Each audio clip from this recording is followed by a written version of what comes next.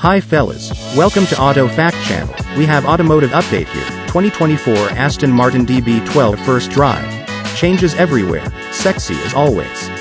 It takes about an hour to drive from Monaco, the most densely populated country in Europe, to the Alpes-de-Haute-Provence, one of the least densely populated departments of France.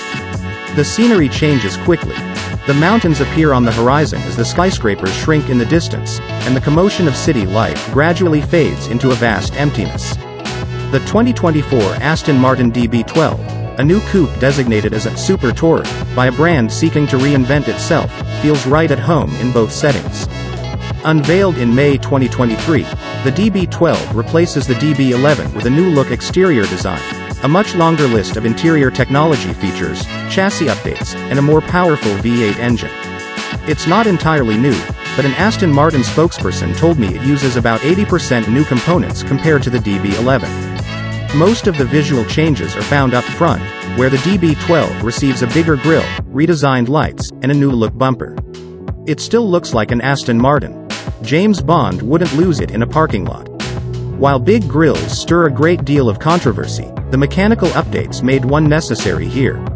It has a larger grille because it has more power under the hood and that all needs cooling, Marek Reichman, the head of the company's design department, told me. Literally and metaphorically, the reason behind the expanded grille is a 4.0-liter V8 engine that's twin turbocharged to develop 671 horsepower at 6,000 revolutions per minute and 590 pound-feet of torque from 2,750 to 6,000 revolutions per minute.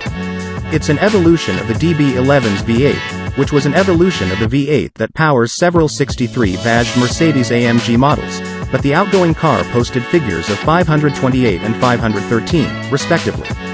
These numbers don't tell the full story. They represent a huge increase in part because the V8 is effectively replacing the DB11's optional V12 that develops 630 horsepower and 516 pound-feet of torque. That's right, there won't be a V12 available in an Aston Martin DB car for the first time in 30 years. Aston Martin made several changes to the V8 before deeming it worthy of living under the DB12's hood.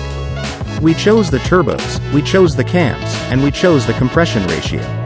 Importantly, we had a huge influence on the powertrain's characteristics through calibration, Simon Newton, Aston Martin's director of vehicle performance, told me. He added that the 8-speed automatic transmission has the same ratios as the DB11's gearbox, but his team made the final drive 13% shorter for faster acceleration. From the driver's seat, the new infotainment system stands out as the most remarkable part of leaving the Monaco area in the DB12. I know. You're in a 671 horsepower coupe and you're geeking out over a giant smartphone? Yes, and odds are you would as well. The DB11, like many members of Aston Martin's current range, including the DBX, came with an infotainment system based on older Mercedes-Benz technology with a touchpad and a dial instead of a touchscreen. It worked. It got you from A to B while blasting your favorite playlist, but it was clunky and unintuitive to use. In contrast, Aston Martin designed the new system in-house around a 10.25-inch touchscreen compatible with Apple CarPlay and Android Auto. Touch-sensitive technology alone makes this better than the outgoing system, and as a bonus the display offers sharp-looking graphics, intuitive menus, and a quick response time. It follows British etiquette, too. It politely tells you, "Have a nice day," once you've reached your destination. Thanks, car. You have a nice day, too. As of writing, the new infotainment system is only found in the DB12. Aston Martin told me it plans to roll it out across its range in the next 12 to 18 months, which bodes well for upcoming additions to its lineup.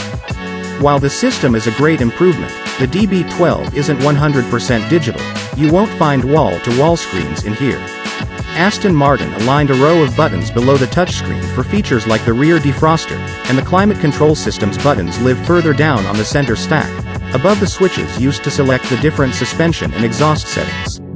A small, leather-upholstered shifter powered by shift-by-wire technology replaces the dash-top PRND shift buttons that have been an Aston Martin fixture since the DB9.